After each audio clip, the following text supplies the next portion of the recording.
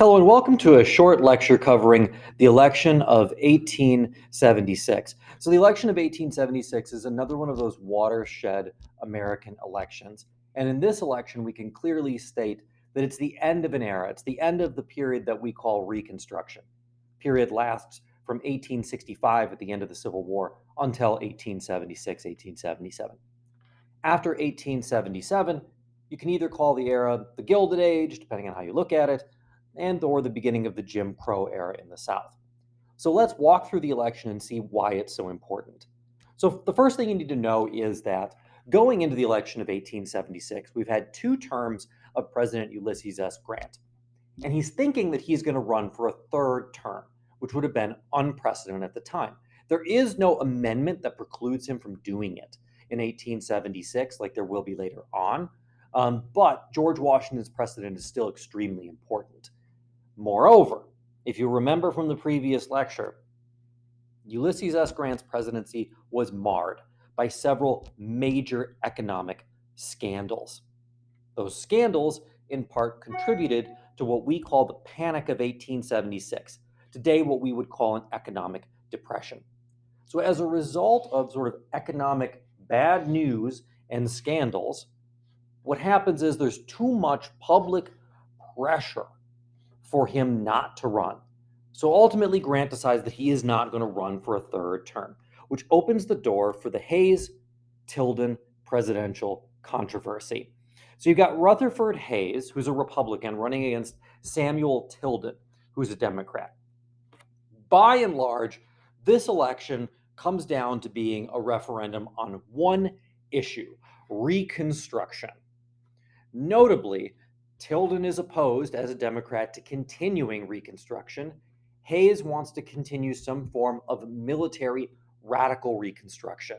So, this election is about, is the United States going to continue to commit itself to the idea of ensuring that African Americans become full and complete citizens? Or are we going to turn back the clock to almost pre-Civil War status quo, wherein we have white elites back in charge of these southern states, we have poor southern whites below them, and then at the very bottom of the social political pyramid, we will have African Americans. So it's a question about how much equality is this nation going to have going forward.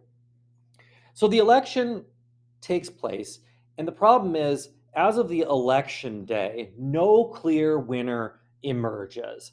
And that's because the outcomes in several states are contested. And those states are Oregon, Louisiana, Florida, and South Carolina.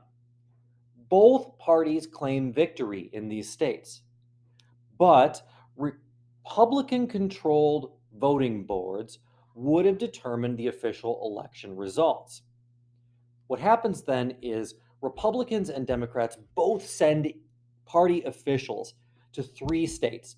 They don't think much about Oregon because it doesn't have enough electoral votes to switch this one way or the other. So both Republicans and Democrats send, I guess, what today we would call poll watchers to Louisiana, South Carolina, and Florida.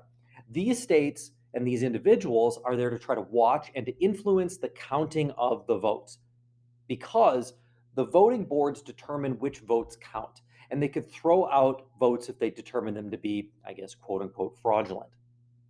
So the boards in these states argued that fraud, intimidation, and violence in certain districts invalidated votes. And what they do is they throw out enough Democratic votes for Hayes to win. Now, of course, it is important to remember Louisiana, Florida, and South Carolina are all military reconstructed states, which means the military is still in control of those states. So what we have going on here is sort of a Republican group dictating the outcome of the election. This election, by the way, is one that we can talk about in sort of an abstract sense, but it's difficult because we simply don't have enough evidence to even today say who really won the election of 1876. So it's very possible that Hayes won regardless. However, it's also possible that Tilden won. Meanwhile, in Oregon, by the way, there's a really strange thing going on. Hayes won the state. Pretty sure that Hayes won the state. However, one of the Republican electors, John W. Watts, was also a postmaster. And the United States Constitution forbids federal office holders from being electors. Remember, in our system of government, it's not the popular vote that wins. We technically, in each state, elect people who are called electors, and then they go to Washington, D.C., and they cast those ballots. Well, because the Constitution doesn't permit federal employees from being electors, what ends up happening is the governor of Oregon, a Democrat, disqualified the postmaster, Watts, and instead sent a Tilden elector. So even though Hayes won the election in Oregon outright, there would be two people going for Hayes, who won the election, and one person going for Tilden, a Democrat, because the governor happened to be a Democrat at the time. Now, not counting Oregon, the vote stood at 184 for Tilden, 165 for Hayes, with 20 disputed. Needed to win 185. So if those three guys from Oregon show up and one of them does cast their vote for Tilden, he wins. It's over. So on December 6th, 1876, electors cast their ballots in state capitals. Generally, it went smoothly, but in the four capitals, Salem, Oregon, Columbia, South Carolina, Tallahassee, Georgia, and New Orleans, Louisiana, two sets of conflicting electors met and voted. So what that means is, instead of Florida, for example, sending one set of electors to Washington to cast those ballots, they sent two. They sent one Republican set and one Democratic set. That means is 20 disputed votes got cast twice, meaning that Tilden still would have won, but we have too many votes. The Constitution stipulates that the electoral votes be directed to the President of the Senate, who at the time was a Republican. Although Republicans argued that he had the right to decide which votes to count. So the Republicans are arguing that technically this senator is supposed to receive the votes, and so he should get to choose which electors should have their votes counted and which shouldn't. The Democrats clearly disagreed, arguing that the Democratic majority in the House of Representatives in Congress should decide. This is all horrifyingly messy and not particularly important, because what matters is that the two sides reach a compromise. On January the 29th, 1877, the Electoral Commission Act established a commission of 5 senators, 3 Republicans and 2 Democrats, 5 representatives, 3 Democrats and 2 Republican, and 5 Supreme Court justices, 2 Republicans, 2 Democrats, and 1 independent.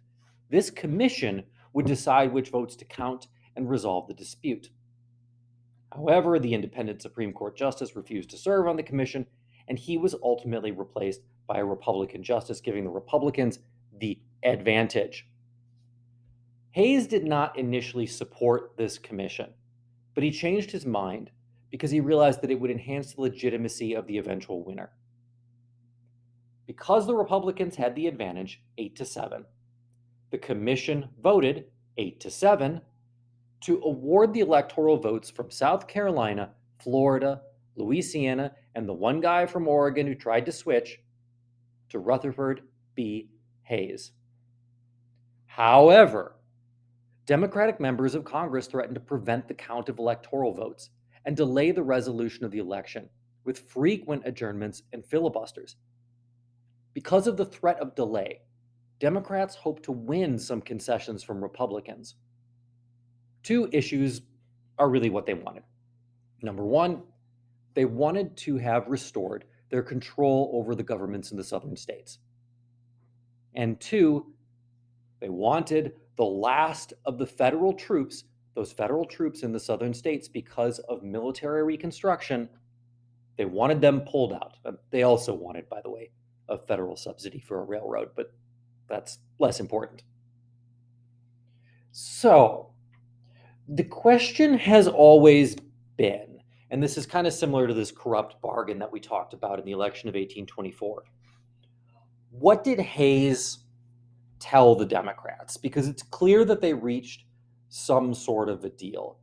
That being said, it seems unlikely that Hayes would have been willing to concede everything that the Democrats wanted. Most likely, they made some sort of vague promises, enough to get the Speaker of the House to realize that filibustering this forever was pointless, would backfire.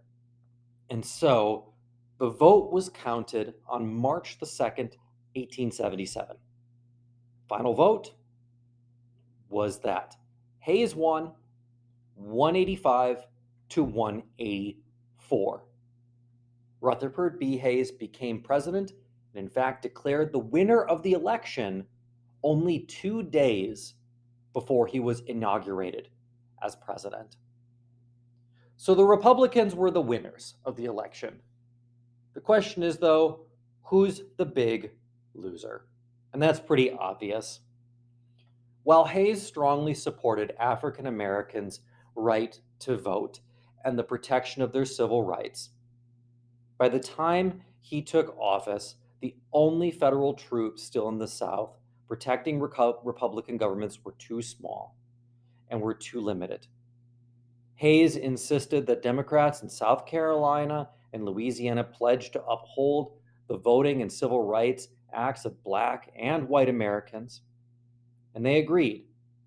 And once they did, Hayes pulled the remaining federal troops out, and white Southerners quickly turned their backs on their pledges, systematically disenfranchising Black voters through things like poll taxes, literacy tests, and just straight up intimidation. Democrats in the South created a segregated society that used terror and violence to oppress African Americans and ushered in a period of history that we know as Jim Crow. President Hayes sincerely believed in the importance of protecting civil rights for African Americans. So why then was he so quick to walk away from them? Part of the issue was that he just didn't have the ability to enforce anything anyway. The Democratic House of Representatives refused to appropriate money to pay for federal troops in the South, and many believed that it was just counterproductive to fight home rule. Ultimately, the president had little choice but to remove the last of the federal troops in the South. Once those federal troops were gone, Hayes had little power to control the Democratic governments in the South. Hayes did protested quite a lot, actually, though in the end, he couldn't do anything. In his diary, for example, he bitterly complained about the fraud, intimidation, and, quote, violence of the most atrocious manner, end quote, that white Southerners used to win in elections of 1878. He used his presidential veto multiple times to try to preserve some elements of federal oversight over African American voting rights. But his efforts did little, and Jim Crow would dominate life in the southern states well into the second half of the 20th century.